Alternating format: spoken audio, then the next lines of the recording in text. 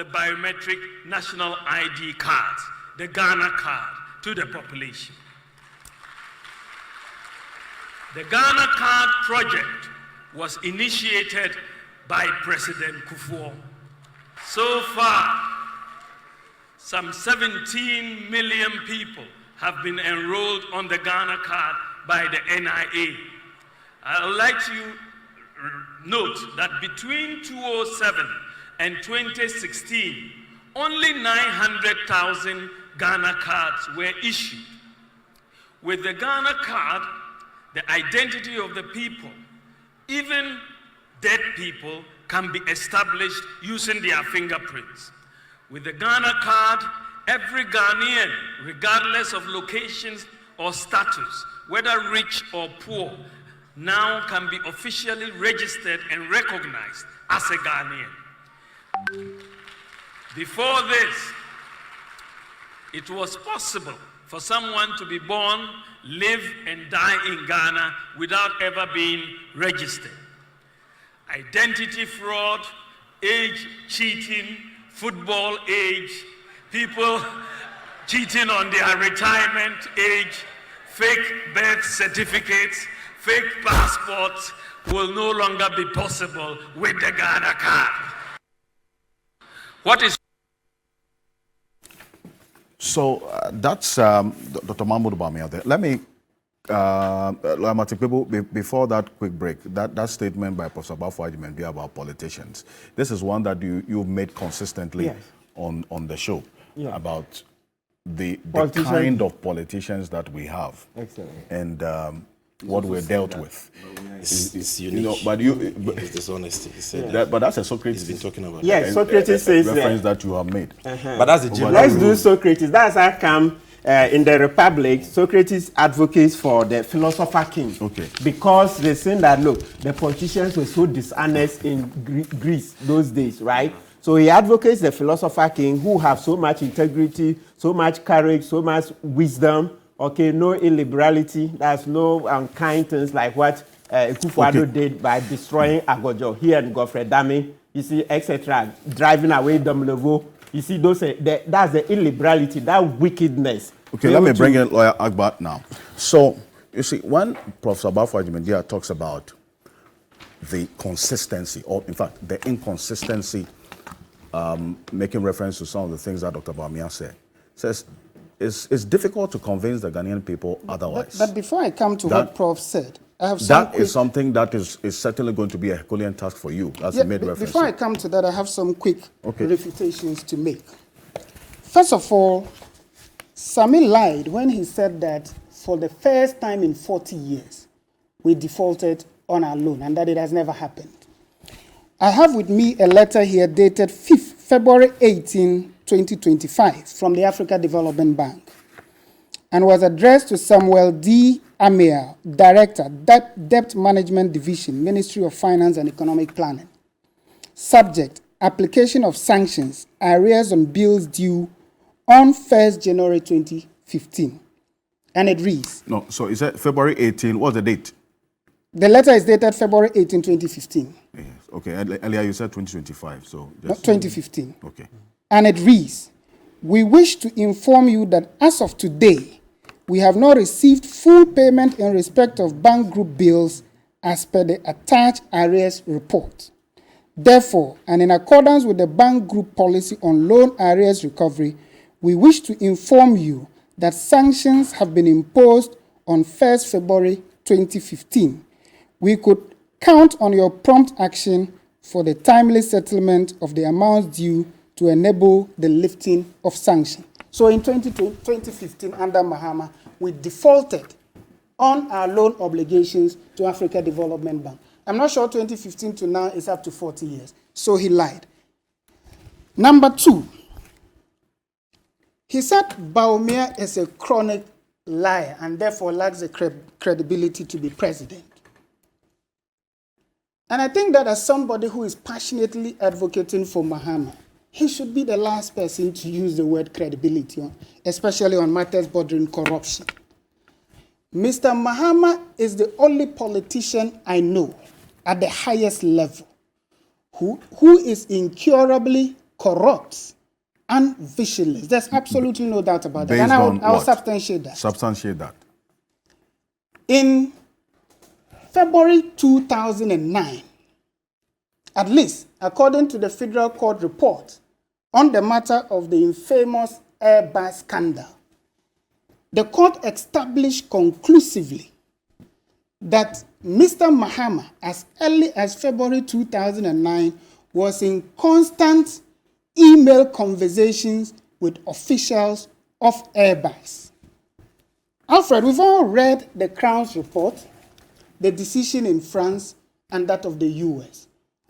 And we have also listened, after a series of investigation by the special prosecutor, that it was established clearly that Mr. Mahama was the man designated as government official one. And you know how it is? It was this man who used his brother, named as intermediary 5, to receive bribes worth $8 million through a phony company registered in Spain. And that phony company took $3 million out of the money and remitted over $5 million to Mr. Mahama. It was not just a matter of the Airbus. And indeed, if we were in a democratic culture that works efficiently, Mr. Mahama should not be leading any political party into any election. This is a man whose reputation as a corrupt man is known locally and internationally. In fact, in a BBC interview, he was asked clearly, have you ever received bribes? He dilly-dallied and said and posed a counter question, whether as human being or as president. When Dr. Bawumia spoke at UPSC, he proudly declared as human being and as vice president that he is not corrupt. Indeed, civil society leaders, and I'm going to give you an example. The executive director of Media Foundation has expressed an opinion on these two key individuals in our politics. First, in the case of Mr. Mahama on the Airbus. Are you talking about Suleiman Abraham? Suleiman Abraham. When he was interviewed on Joy FM. When? After the news, the scandal broke out. He was interviewed on Joy FM. Which scandal? The Airbus scandal. I'm coming. So he was asked. Then he said that at the time of the scandal, the only elected official on the Armed Forces Council was Mr. John Dramani Mahama. And he was convinced that the court referred to Mr. Mahama. In the Charles Eduboahin's case, this same man expressed the view that as far as Dr. Bawumia is concerned, he is reputed as a man who is incorruptible. This is an individual expressing his views about two individuals.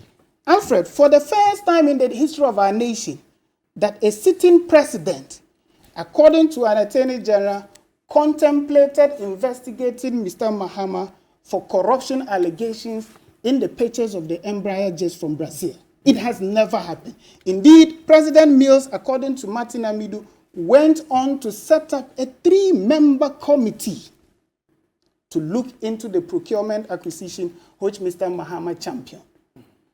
So as far as Mr. Mahama's integrity is concerned, he should not be seeking political office. As for what was said by Team Dufour in their petition to their General Secretary, out of deference for the office he once occupied and respect for, I will not read that. But when we are talking about a man who lacks credibility, Alfred, between a man who is perceived as being a liar and a man who has a reputation of being corrupt, in 2009, in the British House of Commons, an MP named John Dramani Mahama of having received bribes from the Amajaro company. You remember the Amajaro cocoa scandal?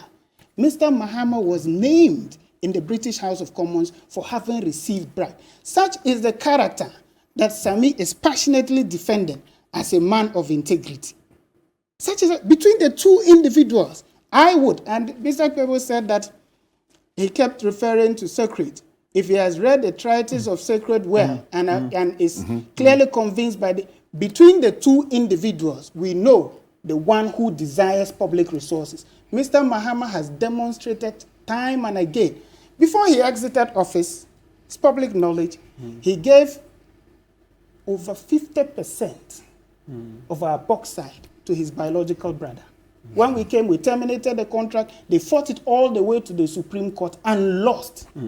Now, Yet you believe enterprise insurance is taking business from SIC, collapsing SIC. Do you know the MD of SIC? I was quiet. One of the wives of Akufo-Addo. I was quiet. And they are collapsing when you were SIC. speaking. That's the same thing. That's the same thing. They I are was collapsing quiet SIC when for you were enterprise. speaking. Okay. So on the question of who has integrity to be president, Mahama, we know him. He has been president. His record has been appalling, and he is not fit, but for the nature of our politics, to be leading a political party. The Airbus scandal brought us global shame. Up until today, Mr. Mahama is yet to refute the conclusion by the Office of the Special Prosecutor that he was the one. If you want, go and read his book, My First Coup d'etat. The exact description he gave his brother in London was the exact description he was given in the Crown's Court judgment in the UK. That is the man he is passionately advocating for and condemning Dr. Bawumia.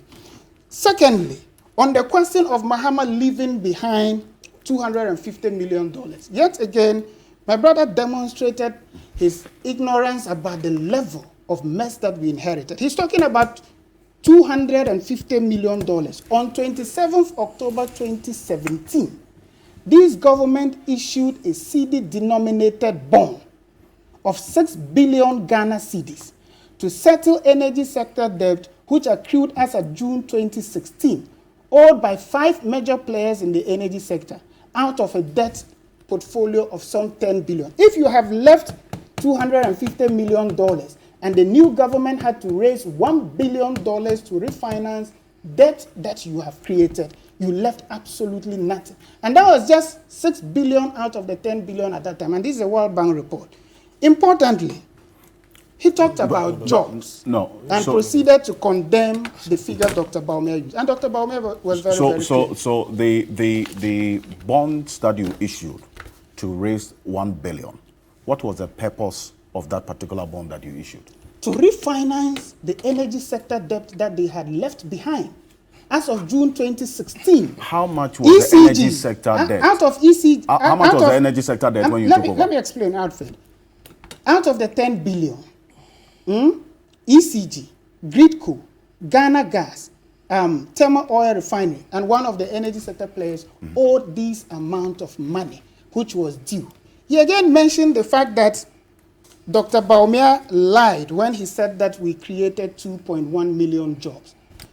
If he's minded to read exhaustively the list provided by the then Energy Employment Minister, it included indirect jobs.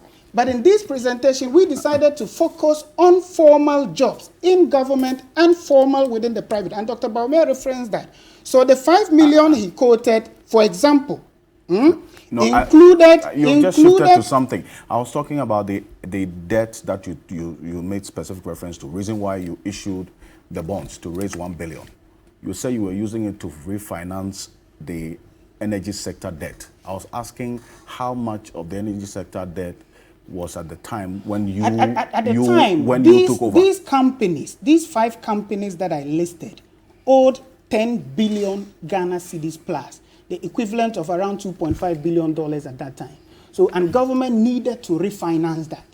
Okay, don't forget also that in 2016, Mr. Mahama has raised a Eurobond of $750 million for a 5-year period at an expensive coupon rate of 9.25%.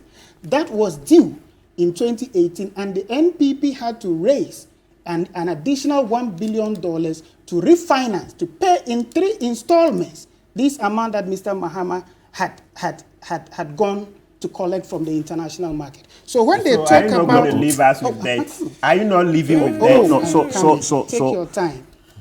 So what's the point exactly? So the point I'm making is that if you claim that you left the economy in good shape, it is total lies. Indeed, when the IMF officials came in February 2017, all right, for an Article 4 consultation and issued a statement which was signed by one Mr. Bernard, this was the conclusion of the IMF people, that the economy was in great difficulty. So when we say that we inherited a mess, we are not just saying it. Every economist and economic institution are united in the view that the economy Mr. Mahama left behind was a terrible one. The jobs that you talked about, does that include you said the formal sector? Exactly. So Dr. That Bawumia includes, limited himself to formal sector jobs. And that you have created? Yes, and the minister in his list included what he called indirect jobs arising from interventions like planting for food and jobs. Planting for food and jobs. Exactly. He indicated that in his report. But we decided, as a matter of verification, because we wanted to make it easier for journalists to be able to go to SNIT and to verify these claims. Because these are people who are employed formally in the public sector and formally in the private sector and have their details with SNIT. So that's why you would see that whereas the minister mentioned... So the planting for food and jobs created jobs? Of course. How many jobs? I'm saying to you that the minister added all those things to arrive at the 5-point-something million. But I'm asking because the current state of affairs of that particular policy... We decided... If it created jobs, then it means that those people... The story he referred to is not today.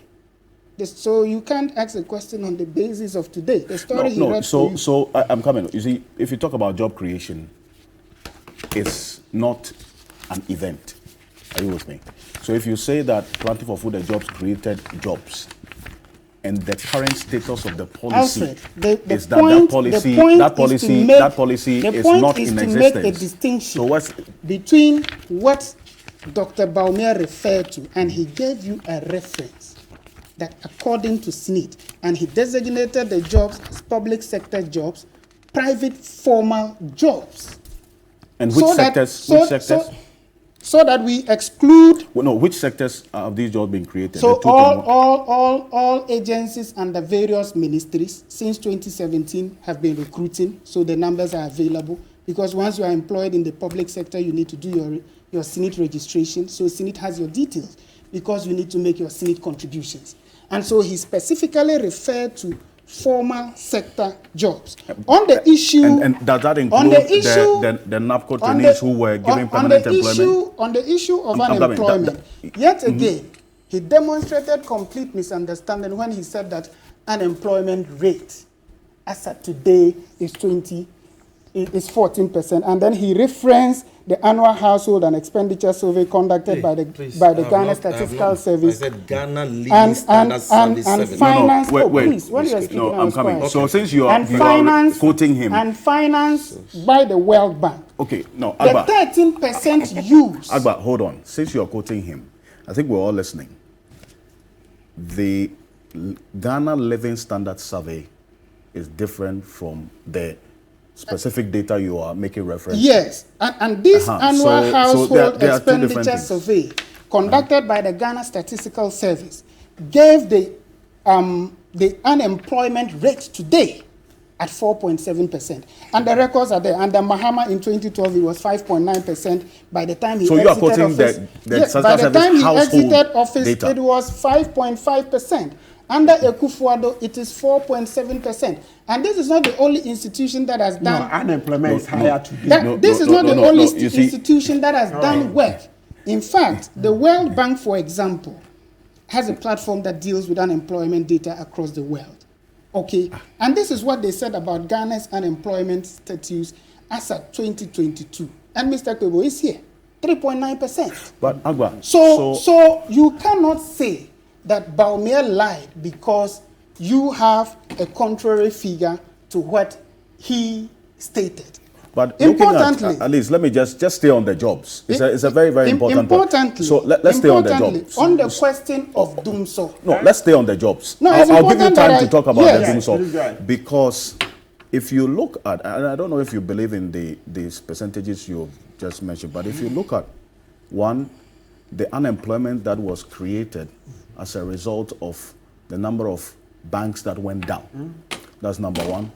Two, as a result of the DDEP that led to a number of institutions closing down.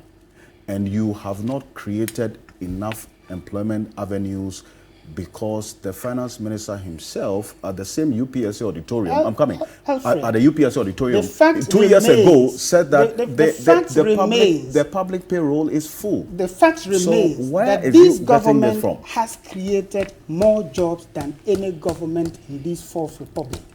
Indeed, Macro Trends, which also does analysis of unemployment levels throughout the world, has a historical data on Ghana's unemployment rate. And Mr. Kwebu is here. The national security document I've read, unemployment is higher don't run today. away. Unemployment has always been an issue in this country. And no government has claimed that it has completely eradicated unemployment. No government has made that claim. And this is what they said in their historical analysis of unemployment data beginning the year 2000. When Mr. Mahama was exiting office, unemployment rate was 5.11%. As of 2022, under President Akufo-Addo, it is 3.87%. Okay. So on the question of jobs, again, we have done far better. So between 2022 and now, you've been employing? Absolutely. So what did the finance minister mean by the public payroll? We do employ. What did the finance minister mean by another point? Akbar, what did the finance minister mean by the public payroll is full? There has always been concerns about public rule. Ministers have expressed it. Opposition politicians have expressed it. In fact, Mr. Mahama, in one of his interactions, said that we were engaging in reckless employment of young people.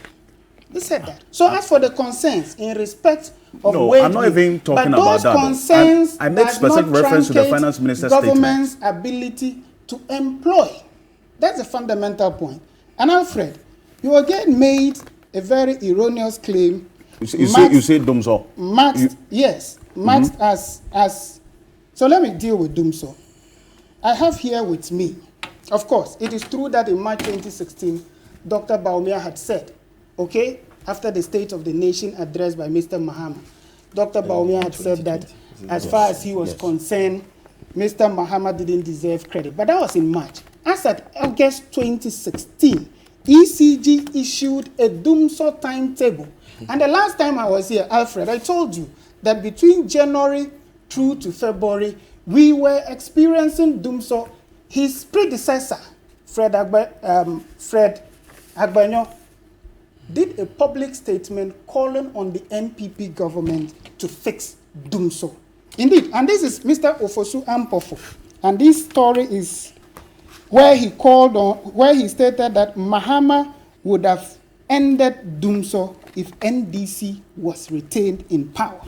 That's their former national chairman. So when we say that we solved the problem of Dumso, we are justified in saying so because for 7 years we have kept the light on. Throughout the period that we suffered Dumso, one argument ran out that the problem of Dumso was a financial one. The government had so recklessly mismanaged the economy to a point that they could not raise the needed capital to power our machines to generate electricity. So the problem has always been Dumso. And so when we came, we decided as a matter of policy that energy was crucial to powering economic growth, and therefore we were going to make sure that we find money to keep our generation plans running. Okay. So as far as his claim is concerned, he actually lied. The reality now is that the independent power producers are owed over 1.4 billion. And that's an issue. And that but is thank you. Alfred, you've responded to a number of things. The World Bank former country director described the energy sector contract that Mr. Mahama signed as unconscionable. So why haven't you reviewed it? So, of course, it was renegotiated. But every year, in fact, that's the way Akufo-Addo added 800 million. 50 billion. Hold on. 50 billion. Added 800 million to their married deal. Sidestepping that. 50 billion Ghana cedis have been spent in refinancing energy sector costs, financial sector costs, as well as the COVID expenditure. And all of these was done through borrowing. So as far as the record of the NPP is concerned, we maintain that notwithstanding the difficulties that we encountered between 2021 and 2022, our record as managers of the economy is superior to the NDC. And that when we say that we can do better, we actually say so on the basis of the NDC's record. Okay, thank you, As Akbar. for the two Okay, candidates, so thank you. I as think for the two you've made the point. No You've made the sane point. person I've given would you choose the Mr. 20 Mahama. minutes Mr. actually Kweku to make believes the. in You have responded. but you're made not the following point. his Thank lessons. you. You made reference to. Can I- Yes, you made reference to a number of things that 800 Martin million. Amidu said. No. Yes. Sami Yemfi, on that specific No, reference I to will a number of deal things with that. Yes. I will deal with that. Quick You one. see,